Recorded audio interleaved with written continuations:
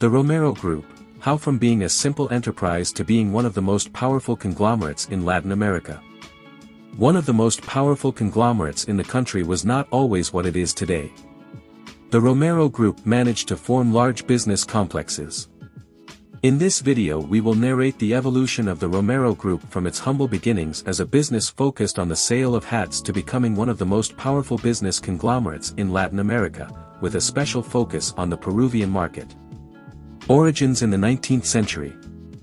The story begins at the end of the 19th century with Calixto Romero Hernandez, the eldest son of a family of farmers in Langosto, a town in northern Spain. At the age of 16, Calixto decides to emigrate to Central America and the Caribbean to dedicate himself to commerce, leaving behind the agricultural and livestock life of his place of origin.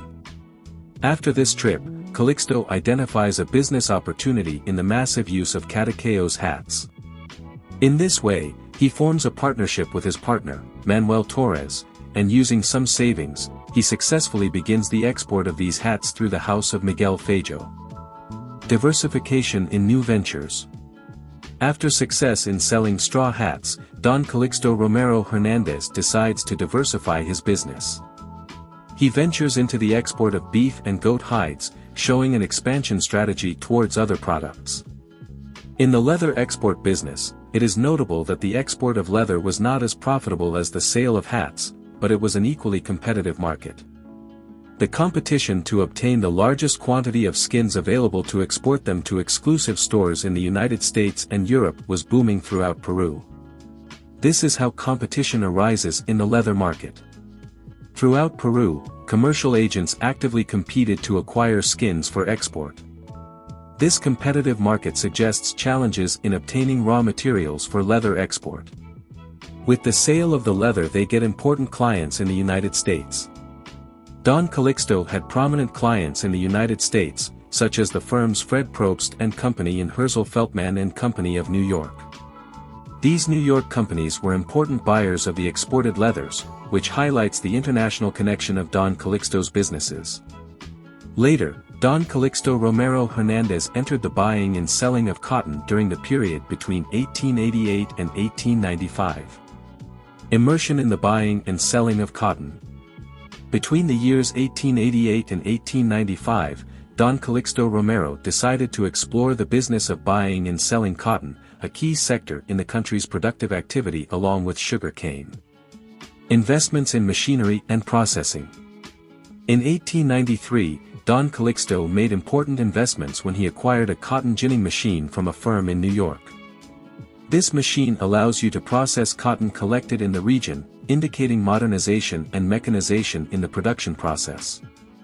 Regarding the storage infrastructure, in addition to the ginning machine, the implementation of presses for the production of cotton bales and the construction of storage warehouses is mentioned.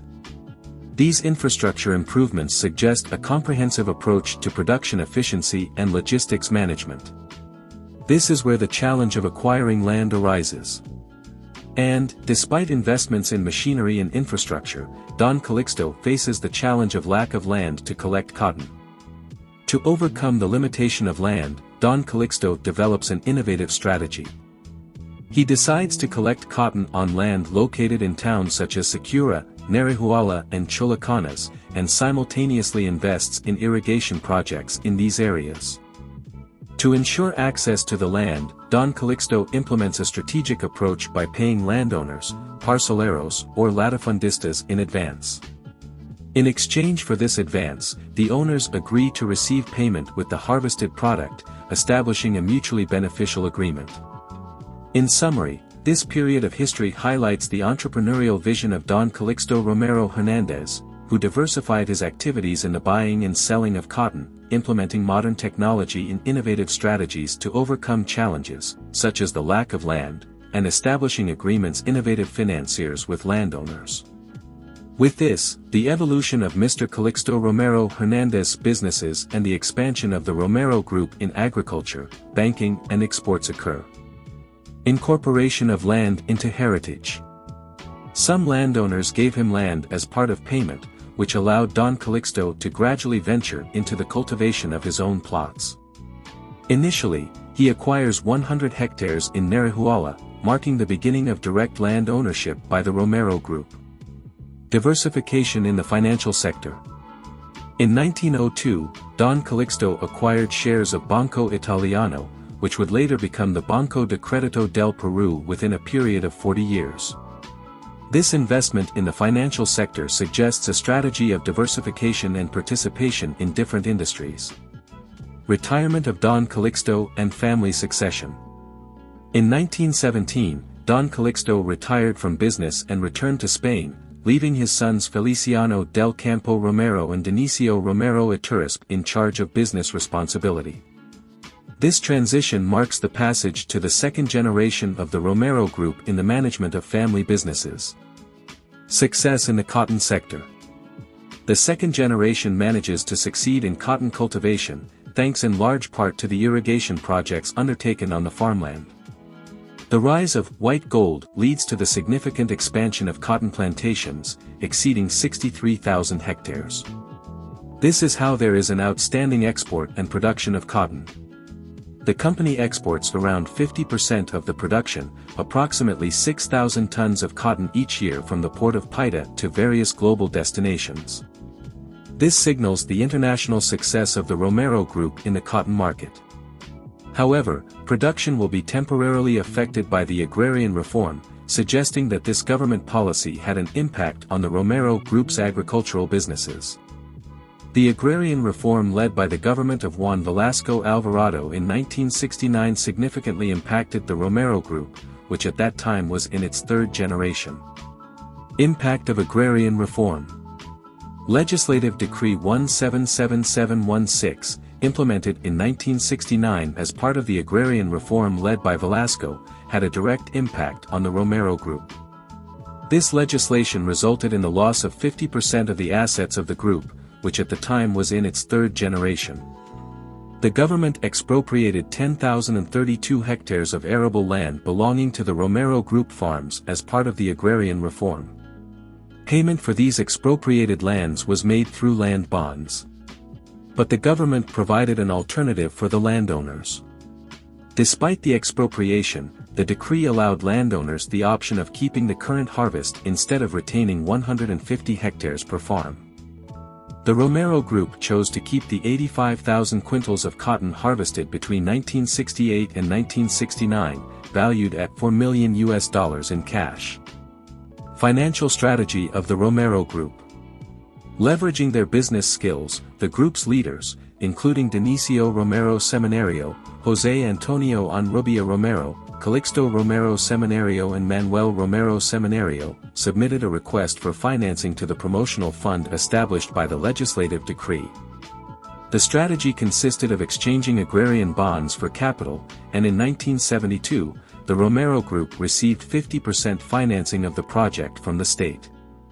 The financing obtained was used for the construction of a Pima cotton yarn plant in Piura. This action shows the Romero Group's ability to adapt to circumstances, seek opportunities, and continue investing despite the challenges imposed by agrarian reform. The Romero Group today. The Romero Group was able to maintain its level of production and even expand it despite the unstable business environment generated by an expropriating state under the mandate of Alan Garcia from 1987 to 1990. And later in the face of a surprising economic liberalism during the government of Alberto Fujimori since 1990. The group's key was to keep its business core active. The Romero Group's way of working gave it the impetus to go from its formation as a small company exporting artisanal products to a complex structure as a diversified economic group in 1990. Since 2001, the Romero Group has been led by Dionisio Romero Pauletti, a member of the fourth generation of the family and considered at the time one of the most powerful men in Peru. Among the main companies managed by this group are the following. In the mass consumption sector we have companies such as Alicorp, Fino, Grupo Palmas, Our Trading, Cana. Agricultural, Cana Brava, Grupo Palmas, Ransa. Energy, Cana Brava and Premax. Industry, Pescara Centinela.